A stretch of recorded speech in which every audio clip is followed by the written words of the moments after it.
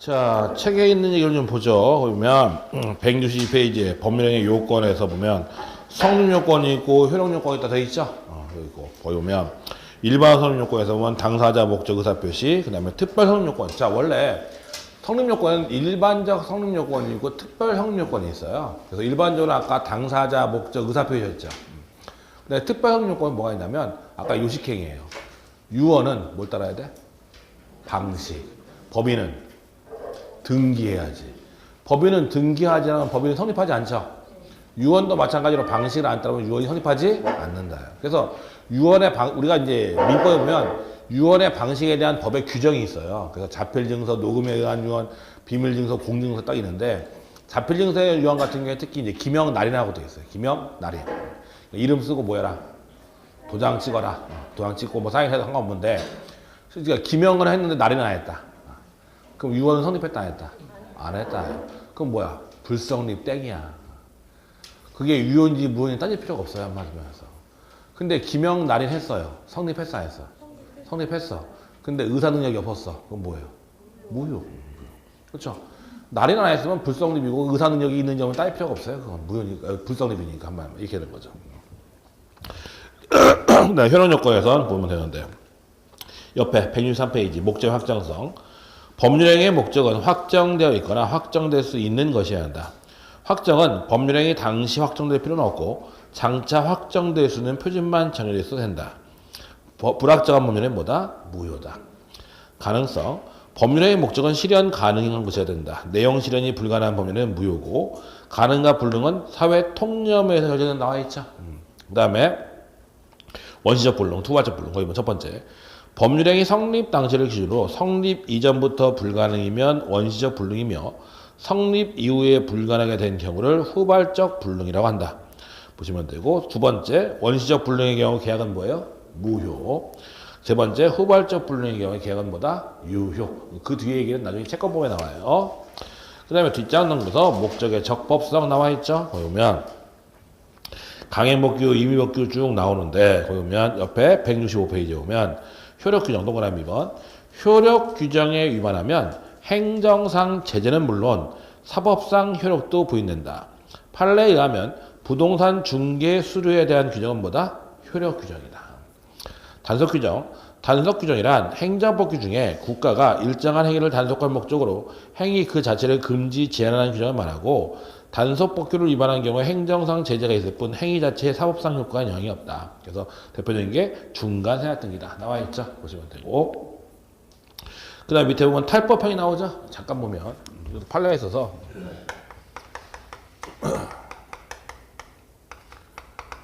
탈법형이라는 것은 법을 정면으로 위반하지 않고 우회적으로 회피해서 위반하는 걸 말한다. 탈법형이라고 한다. 법을 정면으로 위반한 게 아니라 우회적으로 회피해서 위반하는 걸 탈법행위라고 한다. 대표적인 게 탈세 같은 걸 하겠죠. 자, 대표적인 판례는 이거 하나 있다. 국가도 재산이 있다 없다. 있는데 국가 재산도 팔기도 하는데 국가 재산을 팔 때에 내부의 그 국가 재산 관리 사무에 종사하는 공무원은 정보가 있으니까 아무래도 비리가 있을 우려가 있죠. 그래서 우리 법은 국유재산 관리 사무에 종사하는 공무원은 국유재산을 취득할 수 없도록 되어 있다. 한마디로. 근데 갑은 국유재산 관리 사무에 종사하는 공무원이에요. 그럼 얘는 국유재산을 취득하면 돼요, 안 돼요? 안 되니까 부인 을명의로 샀다는 거죠. 그러면 법을 정면으로, 자, 갑의 명의가 아닌 누구 명의로? 을의 명의로 샀으니까 법을 정면으로 위반한 건 아니죠. 그렇지만 어차피 부인데, 그렇죠? 그러니까 법을 우회적으로 회피해서 위반한 거죠. 이런 걸 뭐라 한다? 탈법형이고 이 경우도 마찬가지로 뭐다? 무효다. 그러니까 을은 소유자 아니다. 병 넘어가봤자 소유자 아니다. 정말 말씀. 보시면 되고. 그래서 이제 밑에 판례에 보면 165페이지 첫 번째 판례. 부동산 중개업법 규정들은 부동산 중개의 수요 약정 중 소정의 한도액을 초과하는 부분에 대한 사법상 효력을 제한함으로써 국민 생활의 편의를 증진하고자 하며 그 목적이 있는 것이므로 이른바 강행법규에 속하는 것으로서 그 한도액을 초과하는 부분은 뭐다? 무효다. 나와 있죠? 뒷장 넘겨보면 세 번째 판례. 국유재산법에 따라 그 금지에 위반한 행위의 사법상 효력에 관하여 이를 무효로 한다는 규정을 두고 있는 점들을 조합하면 보면 국유재산에 관한 사무에 종사하는 직원이 타인의 명의로 국유재산을 취득하는 행위는 강행법규인 같은 법 규정대의 적용을 잠탈하기 위한 탈법 행위로서 뭐다? 무효다. 나오죠? 탈법 행위는 무효다. 나아가 같은 법이 거래 안전의 보호 등을 위하여 그 무효를 주장할 수 있는 상대방을 제한하는 규정을 따로 두고 있지 아니한 이상 그 무효는 원칙적으로 누구에 대해서든지 무효를 주장할 수 있을 것이므로 그 규정들에 위반하여 취득한 국유재산을 제3자가 전득하는 행위 또한 뭐다? 당연 무효다. 그러니까 을이 산 거 당연히 뭐예요? 무효니까 을이 병한테 팔았죠? 얘 선이야. 소유자야 아니야? 아니지. 권리자 무권리자? 무권리자. 되는 거죠. 자, 그 다음에 오늘 배우는 것 중에 제일 중요한 103조 나온다. 반사회적 법령에는 시험에 항상 나온다. 103조와 104조는 항상 나와요. 안 나올 리가 없어요. 166페이지에 반사회적 법령이 1번 의미 민법 103조는 선량한 풍속, 기타 사회질서에 위반하는 사항을 내어놓은 범위는 뭘로 한다? 무효.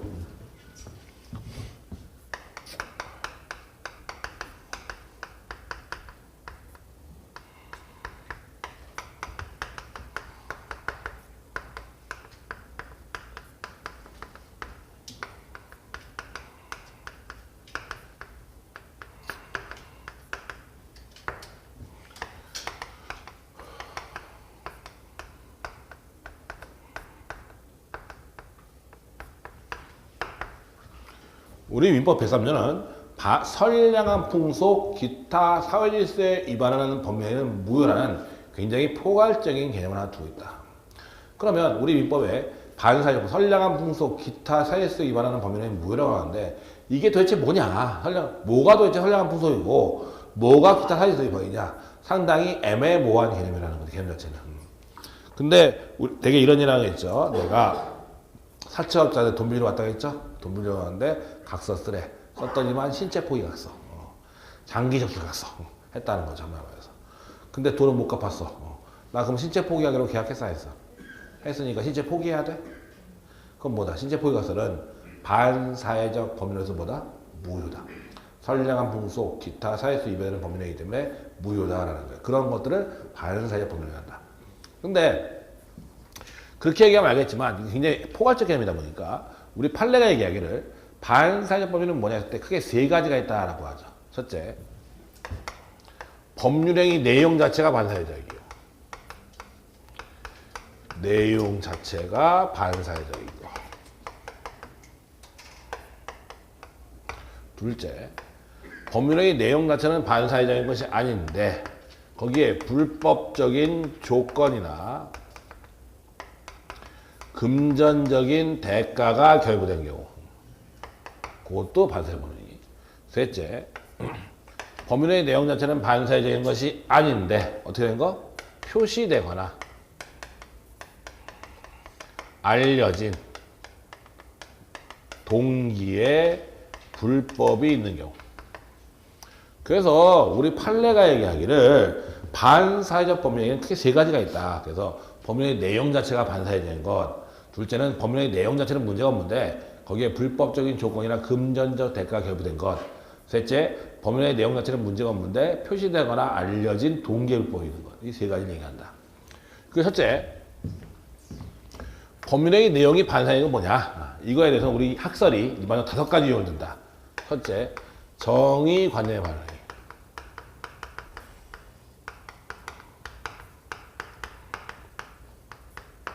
둘째, 인륜의 반응이.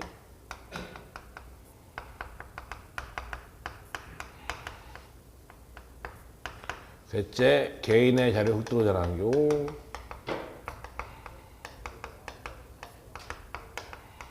넷째, 사행행위. 다섯째, 생존에 기초되는 재산권 처분. 그래서 우리 판례가 반사회적 법률의 요약은 이 5가지예요. 한마디로 말해서. 그 법률의 내용이 반사회인 건 이 5가지를 얘기해요. 그래서 법률의 내용 자체가 반사회인 것이 5가지인데, 첫째, 정의관념의 반항의 대표적인 게 뭐냐 했을 때 이게 그런 거죠. 공모한테 뇌물 주는 계약. 일 처리해줘, 뇌물 줄게. 그쵸? 뭐예요? 정의관념에 반해, 안 반해? 반하죠? 그쵸? 저 뇌물 주는 계약이나 그런 것들은 정의관념에 반해서 무효다요. 두 번째, 일륜에 반하는 행위. 맨날 나오는 게 부적계약이라고 했죠?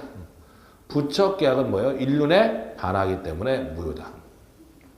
근데 우리 판례에 가면 부적계약은 무효고 그 다음에 처에 사전 승리 있다 하더라도 부적계약은 뭐다? 무효다야. 그래서 처가 동의해도 상관이 없다는 거죠. 그래서 우리 집사람한테 그랬어요. 첩하고 도도 돼? 그랬더니 네 맘대로 하세요. 땡큐. 첩계약. 유효야 무효야? 무효. 또 판례에 가면 그게 있어요. 본처가 죽으면 본처로 입적해준다는 약정. 첩계약을 맺으면서 우리 마누라 죽잖아. 그럼 너 본처 시켜줄게 했던 거죠. 한마디 말. 뭐야? 무효. 그렇죠? 마누라 죽으라고 고사지 내는 거지 그건. 그렇죠? 그것도 무효다. 그래서 부처계약은 무조건 무효다. 한마디로. 그래서 부처계약하면서 뭐 주는 계약? 다 뭐다? 무효다.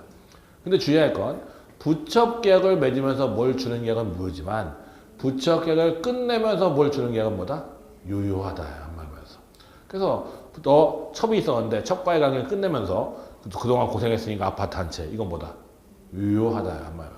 왜 그러냐면 부처계약을 맺는 것은 뭐라 했어요? 밝은 세상에서 어두운 세상으로 가니까 막아야 된다. 따라서 무효지만 부처계약이 끝나는 것은 어두운 세상에서 광명을 찾으니까 놔둔다 하는 말이에요. 그래서 유효하다라는 거죠. 주의해야 되고 그 다음에 개인의 자유를 극도로 제한하는 경우 어떤 경우냐? 결혼하는데 절대로 이혼하지 않겠다. 각서 쓰고 이혼하면 100억 준다. 각서 썼다는 거죠. 그래서 절대로 이혼하지 않겠음. 이혼하면 얼마죠? 100억 중 썼어요. 그냥 뭐예요? 유효야 무효야? 무효야. 나 이혼해 못해 그러면. 못하지. 100억이 어딨어. 그쵸? 이혼하면 얼마 준다고? 100억 준다고. 그거 당연히 나는 그럼 혼인의 결혼 뭐야 자야. 이혼의 자유가 극도로 제한받는 거죠? 따라서 그건 무효예요. 이건희 가면 유효해. 네, 이건희 가면. 나는 무효해 당연히. 100억이 없기 때문에. 알겠죠? 뭔 얘기인지. 근데 맨날 얘기하지만 그러니까 그런 계약 써도 돼? 안 돼? 되지. 어차피 효력이 없는데 뭘. 어차피 무효인데 막 쓰지 뭐. 뭔 상관이야. 그냥 찍어 막 그냥. 어차피 무효인데 뭐. 어차피 무효잖아. 어차피. 남발해도 돼요. 무효니까 어차피. 그 다음에 이제 대표적인 또 어떤 게 있냐면 옛날에 지금 없지만 여자들은 입사할 때게 은행원 이럴 때 혼인하면 퇴사한다. 그쵸? 이런 거 쓰잖아. 한마디 말해서.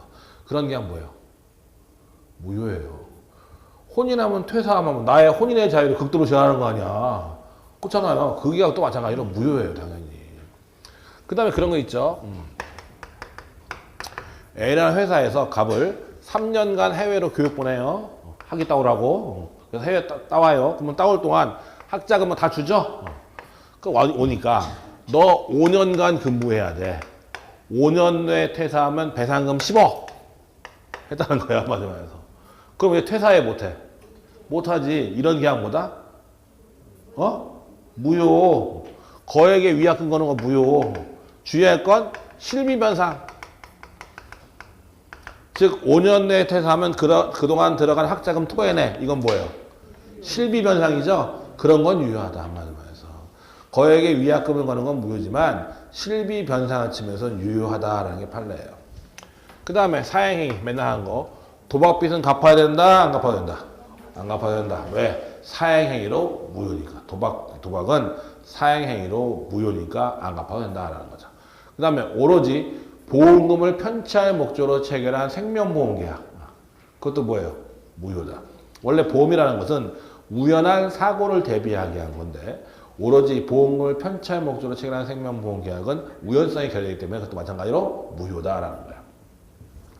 그 다음에 생존의 기초가 되는 재산권처분은 판례가 딱 하나 있는데 사찰이 그 존립에 기반이 되는 임야를 팔아버린 거예요. 그것도 마찬가지. 그럼 사찰이 갈 데가 없죠. 그 경우도 무효다라는 게 판례예요. 이 5가지가 있고 그 다음에 법률의 내용은 문제가 있어요 없어요? 문제가 없는데 불법적인 조건이나 금전적 대가가 결부됐다는 거죠. 자 아까처럼 부첩계약 문제 있어 없어? 문제 있죠? 뇌물 주는 계약 문제 있어 없어? 있지. 당연히 있지. 뇌물 주는 계약 부첩 법률 내용 자체가 문제지. 근데 그게 아니라 그냥 1,000만 원 주는 계약 문제 있어요 없어요? 없어. 1,000만 원 주는 계약 무슨 문제 있어? 아무 문제 없지. 그렇죠? 근데 거기다 붙인다. 갑을 죽이면이라고. 그렇죠? 그럼 1,000만 원, 야 너한테 1,000만 원 줄게는 문제 있다 없다? 없는데 거기에 뭐가 붙었어? 불법 조건이 붙었다. 그러면 그 법령이 전부가 뭐가 된다? 무효가 된다. 마찬가지 사실대로 증언해라. 문제 있어요 없어? 위증해라. 문제 있어 없어? 위증해라. 문제 있어 없어? 위증하는 계약했어. 문제 있죠? 위증하는 계약하면 법령의 내용이 반사적인 것이고 그건 정의관의 반응이 무효예요. 사실대로 증언하는 계약했어요. 문제 있어 없어? 없죠. 문제 없어. 근데 붙여 1,000만 원 줄게. 사실대로 증언하면 얼마 준다고? 얼마? 1,000만 원. 그럼 사실대로 증언하는 자체는 문제가 없는데 너의 너무 과도한 뭐가 붙었어? 금전이 붙었어. 이것도 마찬가지로 무효다요. 한마디로 말해서. 근데 이제 주의하라겠죠. 마찬가지로 사실대로 증언하라 했는데 너무 과도한 금전이 붙으면 무효지만 실비 변상령 측면에서 유효하다고 했죠. 내가. 그래서 너 사실대로 증언하는데 왔다 갔다 차비 들고 일당 벌었으니까 한 3, 40만 원 수고비로 줄게. 이건 유효하다. 이건 유효하다. 근데 너무 과도한 금전 대가 붙은 것도 무효다. 세 번째, 법률에는 문제가 없는 거. 자, 이건데 마찬가지죠. 너 친구가 나한테 그러더라. 나 급해서 그러는데 1,000만 원만 빌려줘. 그 돈이 있어서 내가 1,000만 원 빌려주는 계약했다. 문제 있어요 없어요? 문제 있어 없어? 없지. 아 1,000만 원 친구가 계약하기 무슨 문제가 있어? 근데 알고 보니까 그 친구가 왜 돈을 빌려갔냐면 그 돈 가지고 은행 강도하려고 아니면 그 돈 가지고 하우스가 도박하려고 빌려간 거더라. 알고 보니까. 그러면 1,000만 원 빌려주는 계약, 법률의 내용 자체는 문제가 있어요 없어요? 없는데 걔가 빌려가게 된 원인, 동기가 불순한 거죠. 한마디로 말해서. 그걸 뭐라 한다? 동기의 불법이라고 한다. 그럼 그 경우에는 일반적으로 나는 문제 있어 없어? 일반적으로 문제 있어요 없어요? 아 내가 걔가 돈 빌려갔을 때게 왜 빌려가는지 알게 뭐야. 그렇죠. 하우스가 도박을 하려는지 빚을 갚으려는지 찾아는지 알 수 없잖아요. 한마디로 해서. 그러니까 1,000만 원 빌려줘. 알았어 빌려줄게. 아무 문제 없는 거예요 원래. 걔가 머릿속에 동기가 불순하다 하더라도 내가 그걸 알 수 있는 건 아니잖아. 그러니까 이 계약은 원래 뭐다? 유효한데 만약 그 불법적인 동기를 어떻게 했으면 이거 있잖아. 표시되거나 알려졌을 경우에. 그럼 나도 안다는 거야 모른다는 거야? 걔가 하우스 가고 도박하려고 돈 빌려가는 거 안다는 얘기잖아요 지금. 그러면서도 빌려왔다는 얘기를 해버리는 거잖아. 그런 경우에는 뭐다? 무효다. 그래서 동계율법은 원래 103조 위반이 아니에요. 발생사회적 범죄가 아닌데 표시되거나 알려진 경우에는 103조 위반이다라는 거예요. 보시면 되죠. 그러면 만약 여기에다가 뭐예요? 무효죠? 무효니까 이행전에는 이행할 필요가 있어요 없어요? 없어요. 이행 후에는 부당이득이라며 맨날 똑같다며. 똑같잖아. 무효가 되거나 취소가 되면 이행전에 이행할 필요 없어. 이행 후에는 전부 다 뭐다? 부당이득이다. 근데 여기는 문제가 하나 있다. 어떤 문제가 있냐면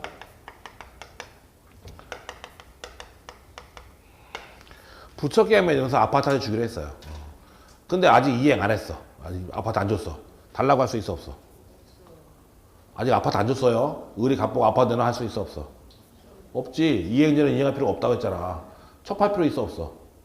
없죠. 첩하라고 요구할 수도 없죠 당연히. 이행전에 이행할 필요 없으니까. 근데 갑이 등기 넘겼다 야. 그럼 뭐야? 이행 후잖아. 그쵸? 그럼 이행 후에는 원래 뭐다? 부당이득이다. 그럼 얘는 얘 보고 돌려달라고 할 수 있다잖아. 그렇잖아요. 그러면 나쁜 짓 하고도 피해보는 건 아무것도 없다는 얘기가 돼 보이지 지금 얘기가. 그렇잖아요.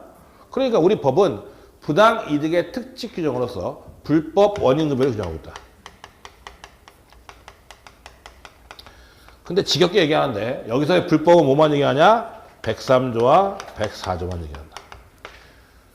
불법 원인급여가 적용되는 것은 어디에만 적용된다? 103조와 104조만. 지겹게 얘기해요 이거. 맨날 근데 맨날 틀려 보면. 103조와 104조 즉 반사회적 법률행위하고 폭행위만 불법 원인급여라고 뒤에 배우는. 그 외에는 불법 원인급여가 없어요. 강제집행을 면탈할 목적으로 허위의 매매계약 체결했어요. 강제집행을 면탈할 목적으로 허위로 매매계약 체결했어. 등기 넘어갔어. 불법 원인급여 아니야. 강제집행을 면탈할 목적으로 허위로 매매계약 체결했어요. 등기 넘겼죠? 불법 원인급여 아니야. 아니야. 그건 통정의 표시인데? 130만 아니잖아.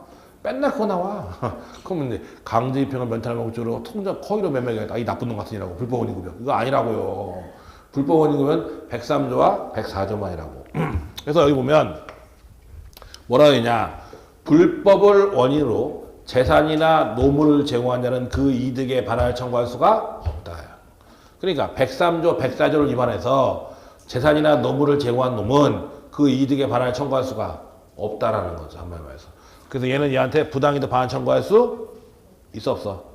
없어요. 가분을 보고 부당이득 반환 청구할 수 없고, 그 다음에 또 하나. 그럼 이 계약이 뭐예요? 무효죠.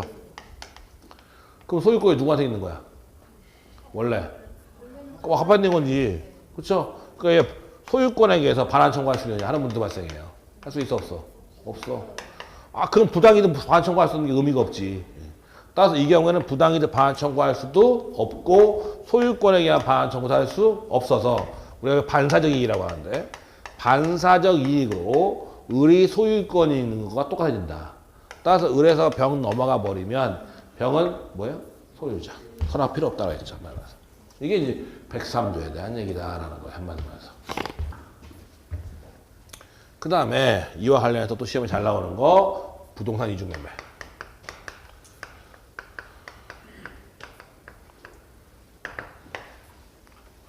부동산 이중매매 범위도 상당히 시험에 많이 나온다라는 거죠. 자, 그러면 맨날 하는 거지 뭐. 또 갑이 을한테 자기 땅을 5월 1일 날 1억 원에 매매 계약하고 5월 30일 날 돈 받고 등기 넘기로 계약했다. 문제 있어요 없어요? 없죠. 이거지 뭐. 그 상태에서 갑이 병한테 5월 3일 날 1억 5천에 판다. 1억 5천에 팔고, 그 다음에 얘한테 언제? 5월 20일 날 싹 등기 넘겨버린다. 그럼 갑과 병 간의 계약은 효력이 있어요 없어요? 있지. 확정 가능 적법 사유에 타서 어디 해결해? 그쵸? 자, 하나의 부동산을 한 번 팔고 두 번 팔았죠? 그래서 이거 뭐라 한다? 이중매매. 그래서 얘를 1매수인, 얘를 2매수인 이렇게 돼요. 그러면 이중매매 자체는 문제가 있다 없다? 없다. 뭔 문제야. 나 같아도 팔지. 여러분 같은 팔겠다 안 팔겠어? 팔지. 1억 5천인데 5천이 더 나오는데. 그렇죠? 그래서 이중매매는 유효하고, 이 경우 소유자는 누구예요? 평이지. 등기 넘어갔잖아. 물권행위 플러스 등기. 뭐 문제 없잖아 이거. 소유자는 병이다. 그럼 을은 5월 30일 날 내놔 하면 줘 못 줘? 이제 갑이 줘 못 줘? 못 주죠? 그럼 뭐야? 채무불이행이지 뭘. 계약 지켜라고 해서 말라 했어. 지켜야지. 안 지키면 다 뭐라 했어? 채무불이행. 간단하잖아요.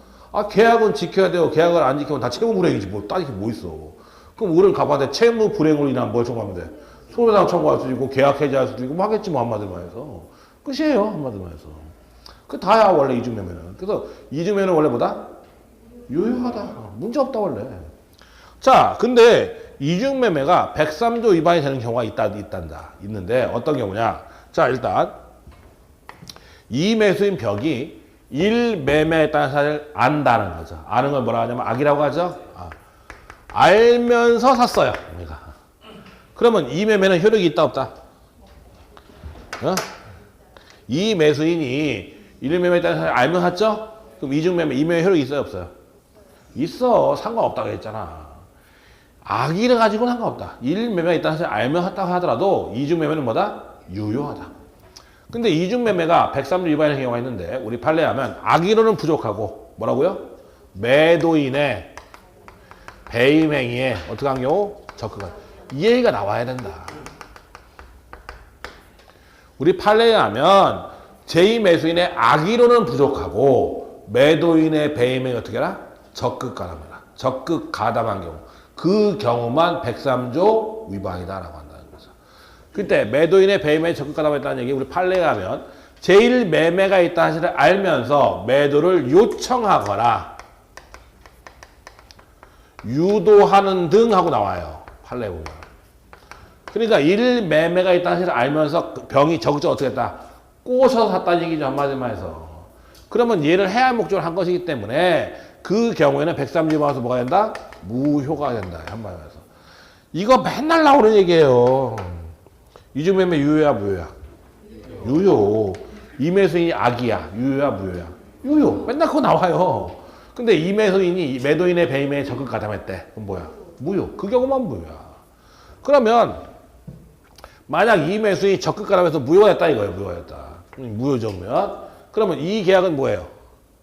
유효. 이 계약은 무효가 된 거죠 지금. 그럼 권리를 취득할 사람은 누구야 원래? 원래 권리 누가 취득해야 돼? 을이 취득해야 되는데 안 됐죠 지금. 그럼 얘가 소유권을 취득하면 등기를 가져와야죠. 등기 여기 있잖아 근데 지금. 그럼 을은 직접 병한테 등기를 청구할 수 있느냐? 할 수 있어 없어? 없어. 왜? 채권이니까. 얘 소유자야? 소유 물권자면 누구한테 청구할 수 있지만 얘는 뭐야? 누구한테 채권자죠? 갑하고 계약한 채권자에 불과해. 소유자 아니잖아. 그러니까 얘는 누구한테만? 갑한테만 청구할 수 있지 병한테 등기를 청구할 수는 없다. 당연한 얘기죠. 근데 지금 등기 어디가 있어? 병한테 가 있으면 갑이 얘한테 등기를 가져와야 등기해 줄 거 아니냐. 그렇잖아요. 근데 얘는 진짜 등기를 못하고 성공 못하고 얘한테 등기 청구할 수 있는데 얘가 가져와야 가져올 거 아니냐. 근데 얘는 안 가져온다는 거죠. 잘. 그래서 나오는 게 뭐다? 채권자 대위권이다.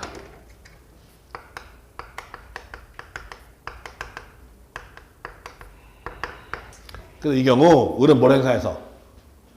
채권자 대위권을 행사해서 가져올 수밖에 없다라는 거죠. 한마디로. 채권자 대위권은 그러겠죠. 원래 채무자의 무자력을 요건한다고 했어요. 원래는 채무자의 무자력인데 어차피 나중에 채권이 또 나올 텐데 이게 을은 병한테 1,000만 원 받고 있고 갑은 을한테 1,000만 원 받겠다 했죠. 그럼 을이 병한테 1,000만 원 받을지 말지는 을의 자유야 아니야? 자유죠. 맞든 무슨 상관이야. 얘 만약에 을이 다른 재산이 많다면 얘가 얘한테 1,000만 원 받든지 말든 신경 안 쓰고 다른 재산 압류해서 경매로 돈 받으면 되는 거다. 근데 문제는 얘가 아무것도 없다 재산이. 아무것도 없고 이것밖에 없다. 그러면 얘는 어차피 받으면 뺏기니까 잘 받으려고 안 한단 말이죠. 그러면 얘가 직접 얘한테 돈 달라고 할 수는 없지. 왜? 채권이니까. 그렇잖아. 그러니까 이런 경우에 갑이 을의 지위에서 대위, 채권자가 대신 위치해서 권리 행사한다. 갑이 을의 지위에서 돈 달라고 요구할 수 있는 권리. 그건 뭐란다? 채권자 대위권. 그럼 돈 주면 누구 거예요? 왜 갑거야? 을 거지. 을의 지위에서 했으니까. 을 거지. 을 거. 을 거고 얘는 다시 압류해서 가져오는 거다. 한마디 말해서. 그럼 얘는 얘한테 등기 청구권 있고 얘는 얘한테 등기마다 청구할 수 있으니까 뭐 하면 된다? 뭐 하면 된다고? 채권자 대위권. 행사해서 가져오면 된다는 게 판례라고 했죠. 근데 이 판례 문제 있다 없다? 문제 심각하다. 문제 심각한 판례라고 했어 이거. 당연히 심각하지. 봐라. 여기 빼. 넌 병 나가. 얘하고 103조 위반. 무효. 이행자 이행표가 없고 이행 후에는 부당이득이고 불법 원인구매잖아. 그럼 얘는 얘한테 반환 청구할 수 없는데 무슨 채권가 돼 있거냐? 말도 안 되는 얘기지. 말도 안 되는 얘기지. 아니 을하고 병하고 배도인의 배명에 적극 가담해서 무효고 그럼 103조 위반이라며. 그럼 을은 병을 상대로 부당이득 반환 청구할 수 없고 소유권에 대한 반환 청구도 할 수 없어. 판례도 그 얘기를 해요. 판례도 봐도 을은 병한테 소유권에 대한 반환 청구할 수 없고 부당이득 반환 청구할 수 없다고 나와요. 판례에도. 그래놓고서 뜬금없이 뭐라고? 채권자 대위권 행사한다고. 말도 안 되는 얘기 솔직히 이론적으로. 왜냐면 을이 병한테 얘가 얘한테 뭔 권리가 있어 채권자 대위권이지. 권리도 없는데 무슨 채권자 대위권이야. 근데 판례가 그러니까 어쩔 수 없다라고 했죠. 그래서 그 다음에 더 웃기는 건 이거라 했죠. 정 넘어갔을 때. 그럼 일반적으로 아까 부착계약 뺐을 때 얘 소유자였어 아니었어? 소유자였잖아. 그럼 얘 빼놓고 보면 이것도 얘 소유자야 돼 말아야 돼? 소유자야 되죠? 근데 우리 판례는 얘가 채권과 대위권에 해서 가져올 수 있기 때문에 얘는 무권리자고 얘도 무권리자다. 선악 필요 없이 얘는 권리 취득하지 못한다는 게 판례. 그래서 우리 판례 웃긴다라고 했죠. 몇 번 얘기했죠. 이거 판례 말도 안 되는 판례다라고 해서 그래요. 그래서 근데 어떻게 판례가 그러니까 그렇게 외워라. 어차피 그렇게 나오니까 시험에는. 그럼 끝이에요. 끝. 여기서 벗어나지는 않아. 절대로 벗어날 일이 없어. 그래서 이중매매도 그렇고 절대로 벗어날 일이 없어요. 한마디로 해서. 조금 어려운 판에 나오면 그런 판에 나와요. 어떤 책도 있는데 잘 봐요. 이거 어떻게 나? 갑이 을한테 도박빚을 졌어요. 도박빚을 졌어. 도박빚 갚아야 돼? 안 갚아도 돼? 안 갚아도 되죠. 자꾸 얘가 갚으라 그러는 거야. 그래서 얘가 어떻게 되냐면 그러면 내 땅을 팔 수 있는 대리권을 줄게.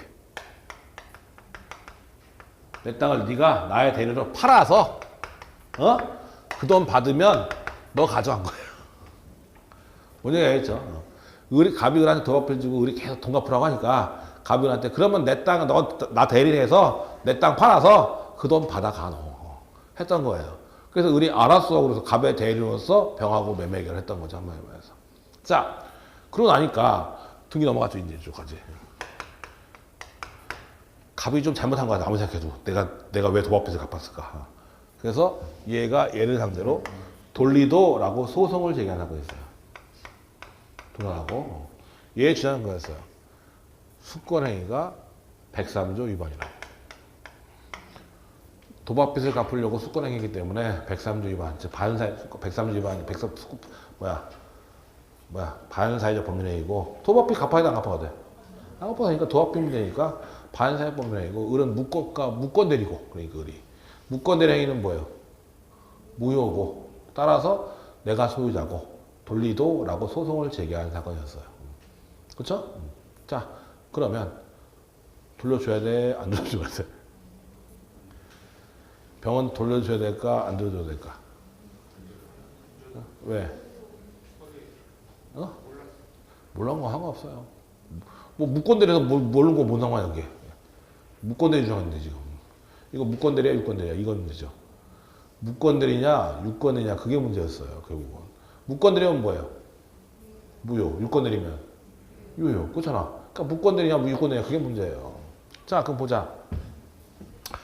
갑이 을한테 한 법률행위는 뭐예요? 수권행위죠. 수권행위의 법적 형리는 상대방 있는 단독행위고. 자, 그러면 너 나 대리인해 이거 아니야. 그게 법률행위 내용이 반사회적이야? 그 자체가 대리권 주는 것 자체가 법률행위 내용이 반사회적이냐고. 아니지. 거기에 불법적인 조건이나 금전 대가가 붙어서? 아니지. 표시되거나 알려진 동기불법이 있어? 수권행위 자체에? 아니지. 그러니까 이 수권행위 자체는 103조 위반이 아니다. 물론 얘가 이걸 팔아서 도박 채권에 충당하는 1억 원을 가져가는 행위, 그건 103조 위반이 될 여지가 있지만 수권행위 자체는 103조 위반이 아니라는 거죠. 그럼 얘는 유권대리냐 무권대리냐? 유권대리인이고 따라서 이 계약은 갑에게 효력이 있다. 당연히. 도박 채무의 변제 약정 및 변제하는 행위 1억 원을 같이 간 거, 그건 103조 위반이 될 수 있다. 그렇지만 이 수권행위 자체는 103조 위반이 아니라는 거죠. 따라서 얘는 얘 보고 달라고 할 수 없다. 그럼 얘는 얘 보고 돈 달라고 할 수 있느냐? 달라고 할 수 있어 없어? 얘가 가져갔잖아 1억. 갑이 얘한테 돈 달라고 할 수 있어 없어? 없어. 불법 원금인데? 불법 원금이잖아 지금. 도박 채무 갚은 거잖아 지금. 불법 원금이잖아. 그래 달라고 할 수 없는 거예요 이것도. 그러니까 어차피 쟤는 지금 뭐라 하냐면 을이 돈 가져갔잖아 1억 팔아가지고. 그걸 달라고 할 수는 없어요. 어차피 불법 원금이니까. 그러니까 수권행위 걸고 넘어갔던 거예요. 땅한테 찾아오려고. 그럼 얘가 땅 찾아오면 얘한테 말 지들끼리 알아서 하겠지. 난 땅만 찾아오면 되니까. 근데 이 수권행위에서는 103조 위반이 아니다라는 게 판례예요. 나올 거야, 책에 보면. 일단, 보죠. 166페이지 보세요. 그러면 동그라미 2번부터 보면 되는데, 판례에 의하면 민법 103조에 의하여 무효로 되는 반사회 질서 행위는 법률행위의 목적인 권리 의무의 내용이 선량한 풍속 기타 사회질서 위반이 되는 거예요. 내용 자체가 반사회죠. 둘째, 내용 자체는 반사회 질서적인 것이 아니라 하여도 법률적으로 이를 강제하거나 그 법률행위에 반사회 질서적인 조건 또는 금전적 대가 나오죠. 불법 조건, 금전 대가. 그런 경우. 세 번째, 표시되거나 상대방에게 알려진 법률행위의 동기가 반사회 질서인 경우 나와 있죠. 세 가지다. 옆에 정의관념에 반한 행위, 그 다음에 인륜에 반한 행위 나와 있죠. 거기 보면 인륜에 반한 행위, 부척계약 뭐예요? 무효. 처에 사전 승인 있는 부척계약도 뭐예요? 무효. 그 다음에 2번, 불륜관계의 유지를 위한 행위는 무효이지만 첩의 생활 유지야 자녀의 양육 또는 불륜관계의 단절을 목적으로 한 금전지급은 뭐다? 유효하고, 나아가 부정행위를 용서받는 대가로 처에게 부동산을 양도하되 부부관계가 유지되는 동안은 처가 임의로 처분할 수 없다는 약정은 뭐다? 유효하다. 이게 뭔 얘기냐면 내가 바람피다 돌아왔어요. 바람피다 돌아와서 부인한테 아이고 그동안 잘못했으니까 아파트 한 채 네 명이 내줄게. 대신 우리가 이혼하기 전까지는 못 팔아 한 거죠. 그렇죠?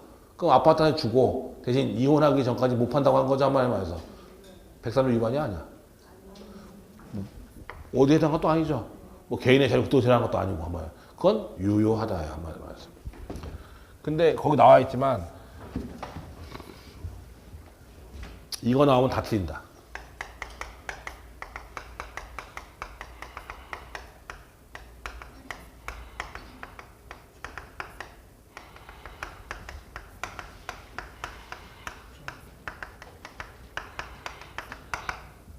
유효야 무효야? 안 보여?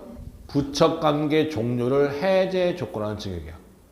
부척관계 종료를 해제 조건으로 한 증역이야. 유효야 무효야? 응? 봐, 벌써 헷갈리잖아. 대부분 뭐 생각하냐면 부척관계를 맺으면서 뭘 주는 건 뭐예요? 무효? 무효? 부척관계 끝내면서 뭘 주는 건? 유효. 부척관계 끝낸다잖아. 아, 그게 유효지 하고 생각하지 이제. 그럼 가는 거예요 바로. 안녕, 내년에 봅시다, 또 봅시다 이렇게 되는 거지. 잘 봐요. 뭐라고 해요? 부척관계 종료를 뭘로 하는? 그럼 여러분 해제조건 배웠죠? 해제조건 일단 효력이 있는 거야 없는 거야? 있다가 조건이 성립되면 효력이 없어지잖아. 그렇죠? 근데 이 조건이 뭐야? 부척관계 종료야. 이렇게 되잖아 그림이. 그러면 일단 첫 판때 주겠다는 거 안 주겠다는 거야? 첫 판때 첫 거야 아니야? 첫 거였다가 첫 관계 끝나면 돌려받겠다는 얘기잖아 이건. 그렇잖아 지금 얘기가. 그러니까 부척관계 맺으면서 준다는 거 안 준다는 거야? 준다는 거지 지금 얘기 자체가. 부척관계 종료를 해줄 건 증여이라고 했으니까 일단 첫 판때 줬다가 너 첫 관계 맺으면 너한테 줬다가 너하고 나하고 관계 끝나면 어떻게 하겠다? 돌려받겠다는 얘기잖아 이건 지금. 그렇잖아. 제일 나쁜 놈. 103조. 그림 봐요. 당연한 거 아니야. 우리가 정리조건 해조건 봤을 때게. 저 그림 자체가 그거잖아요. 지금 부척관계 종료를 해제 조건한 증여이라고 했으니까 그림이 저렇게 나오잖아. 일단 줬다는 거 안 줬다는 거야. 일단 줬다가 너하고 나와의 관계 끝나면 돌려받겠다. 제일 나쁜 놈이라고 한마디로 말해서. 거기 나오죠. 167페이지 인륜에 반하는 행위의 첫 번째 끝에 보면 부척관계 종료를 해제 조건한 증여기가 나와 있잖아. 그거 1번에 끝에 그거예요. 그것도 무효예요. 그래서 이거 딱 나오면 다 틀려. 왜? 부척관계 종료밖에 안 보이니까 한마디로 말해서. 해제 조건이면 아니지 이건 보시면 되죠. 그 다음에 3번 개인의 자유를 심하게 제한하는 거 보면 되고, 그 다음에 네 번째 생존에 기초한 제한 처분행위, 그 다음에 5번째 사행위 전부 다 무효다. 뒤에서 해보세요. 동그라미 2번. 168페이지 맨 위에 주의할 점은 판례는 도박자금의 변제를 위하여 채무자로부터 부동산의 처분을 위임받은 채권자가 그 부동산을 3자에게 매도하여 도박채권을 변제한 사안에서 민법 103조 위반으로 무효가 되는 부분은 부동산 매각대금으로 도박채무를 변제한 것에 한정되고 도박채무를 변제하기 위하여 도박채권자에게 부동산 처분에 관한 대리권을 위임한 행위는 뭐다? 유효하다. 숙권행위는 유효하다는 얘기죠. 그렇죠? 그래서 방금 전에 설명한 급할래 얘기하는 거 이게 보시면 되고, 그 다음에 법률행위의 반사의 질서적인 조건 또는 금전적 대가가 결부된 게 나와 있죠. 위증해라 돈 줄게 뭐예요? 103조 위반이 아니야. 법률의 내용에 문제 있어 없어? 있지. 위증하라고 했으니까 법률의 내용의 문제는 정의관념의 반항이다. 근데 사실대로 증언하라는 문제 없잖아.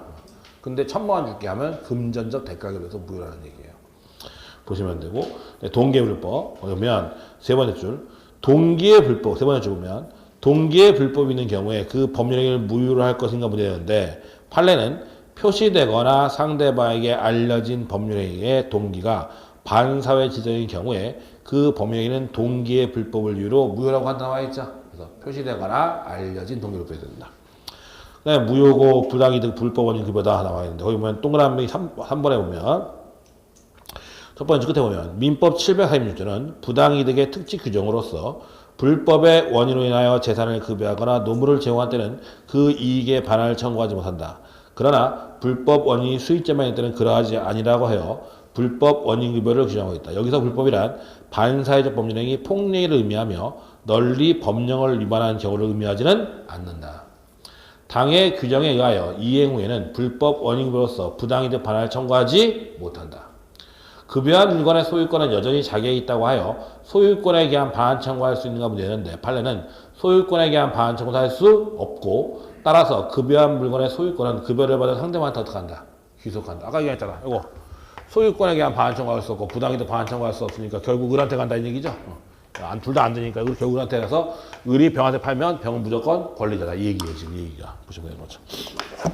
그 다음에 부동산 이중매매 법리 거기 보면 동그라미 1번 갑과 병과의 제2매매 계약 자체는 계약자의 원칙상 아무런 문제가 없는 유효한 계약이며 병은 소유권을 취득한다. 이중매매 아무 문제 없다.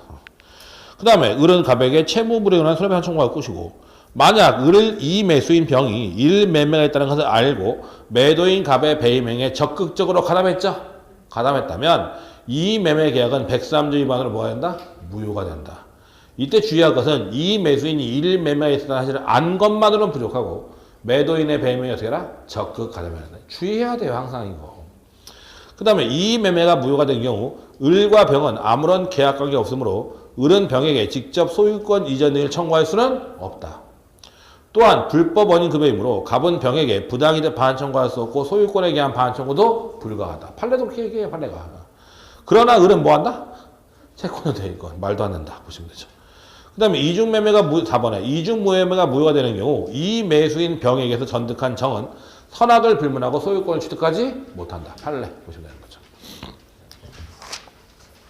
그 다음에 뒤에 보면 판례들이 쭉 나오는데 거기 보면 이제 주의할 게 뭐냐면 5번 판례 같은 건 좀 잘 모르는데 5번 판례 전통 사차의 주익을 거액의 금품을 대가로 양도 양수하기라는 약정이 있음을 알고도 이를 묵인 혹은 방조한 상태에서 한 종교 부분의 주지임명행위가 민법 103조 소정의 반사의 질서의 법률행위에 해당하지는 않는다. 자, 이 판례를 오해하는 경우가 많은데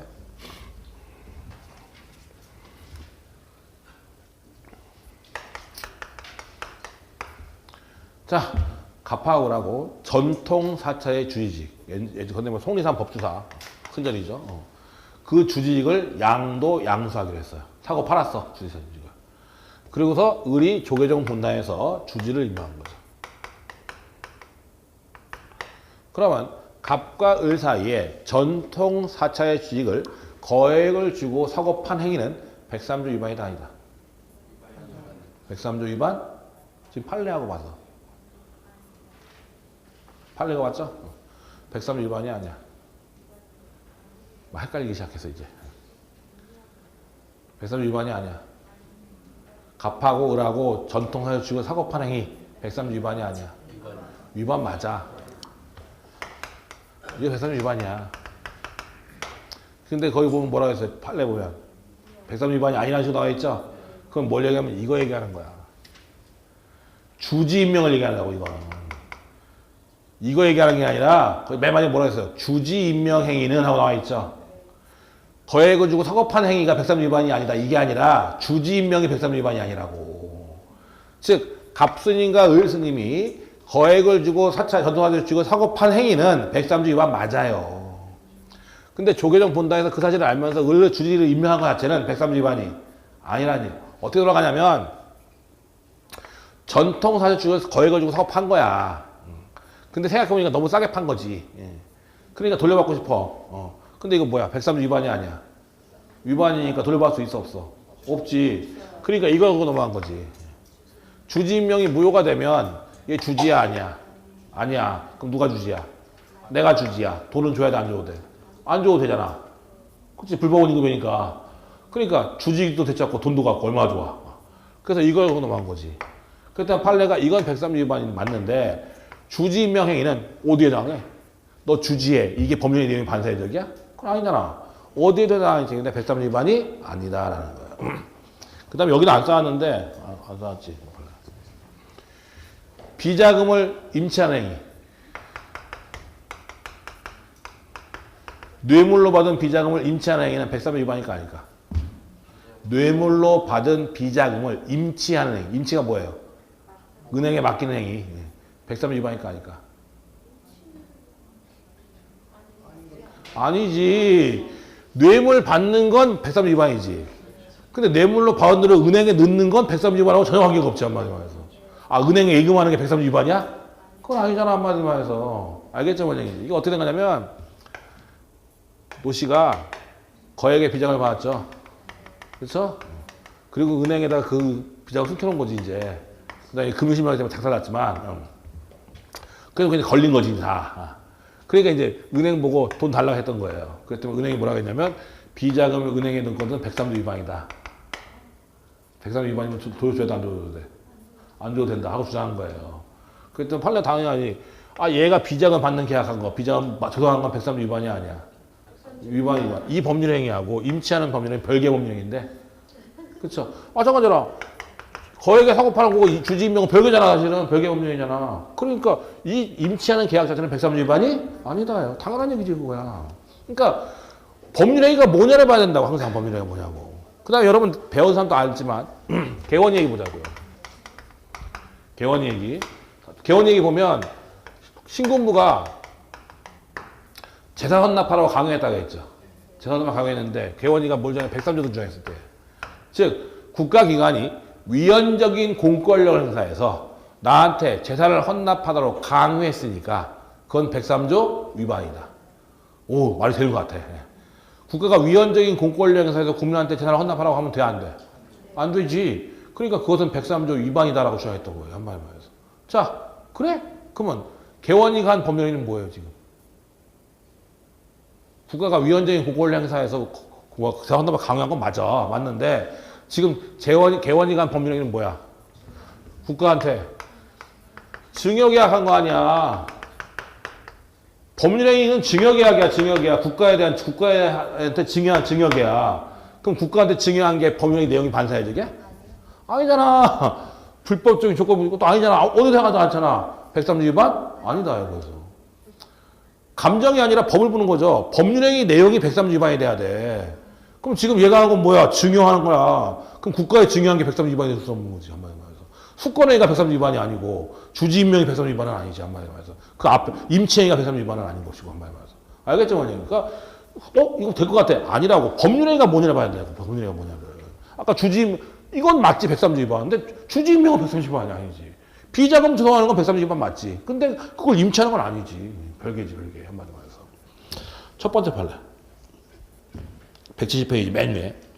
민법 103조에 의하여 무효로 되는 반사의 질행위는 법률행위의 목적인 권리 의무의 내용이 선량한 풍속 기타 해서 위반된 경우뿐만 아니라 내용 자체는 쭉 나오고 똑같이 나오는데 밑에 세 번째 줄 보면 하나, 둘, 셋, 네 번째 줄아 해당하지 아니하고 맨 끝에 하나, 둘, 셋, 네 번째 끝에 단지 법률행위의 성립 과정에 강박이라는 불법적 방법이 사용된 데에 불과할 때에는 지금 신군부 얘기하는 거예요, 지금. 때에는 강박에 의한 의사표시의 하자나 의사의 흠결을 이유로 효력을 논할 수 있을지언정 반사회 질서의 법률로서 무효라고 할 수는 없다. 나와 있죠. 그 얘기야, 지금. 개원 얘기가 이게. 그 다음에 하나 더 기억할 게 뭐냐면 8번이에요. 8번. 형사사건에서 성공보수 약정. 103조 위반이다, 아니다. 형사사건에서의 성공보수 약정은 103조 위반이 아니에요. 위반이라는 게 지금 현재의 판례예요. 저번에 얘기했던 것 같은데 왜 그러냐면 형사사법권은 공정해야 돼요, 말아야 돼요. 국가가 행사하는 거야, 그거는. 국가가 행사하는 형사사법권은 공정해야 돼요. 그러니까 유전무죄, 무전유죄 이런 거 나오면 안 되는 거지, 사실은. 그러니까 만약에 좋은 변화 써가지고 집행유예가 나오든지 무죄가 나와가지고 좋아서 성공보수 약정을 주는 것은 그러면 변호사 못 써가지고 유죄 받는 거냐 이거죠, 한마디로 말해서. 변호사 잘못 써가지고. 그건 아니라는 거죠. 만약 그렇게 하면 형사사법권이 흔들릴 우려가 있다는 거예요. 따라서 형사사건에서의 성공보수 약정은 103조 위반이라는 게 지금 현재의 판례예요, 한마디로 말해서. 물론 민사소송은 안 그래요.